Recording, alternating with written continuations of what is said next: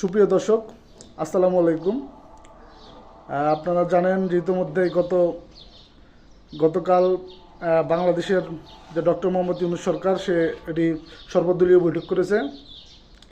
ঐক্যমত জনমতের যে বৈঠক, সেই বৈঠকে বিভিন্ন দলের নেতাকর্মীরা উপস্থিত ছিলেন। তার মধ্যে এক পর্যায়ে গিয়ে বিএনপি নেতা সালাউদ্দিন আহমেদ এবং এনসিপির আহ্বায়ক নাহিদ ইসলামের মধ্যে বাকবিতণ্ড হয় এবং সেখানে প্রধান উপদেষ্টার সামনেই তাদের তর্ক বিতর্ক হয়। চিন্তা করেন আজ দেশ কোন পর্যায়ে। এই এনসিপি এই শিশু দলকে আপনারাই মাথায় তুলেছেন, তাই বিএনপির আজ ঘাড়ে উঠে তারা নাচতেছে। কাজেই সময় থাকতে আরও বুঝতে চেষ্টা করুন।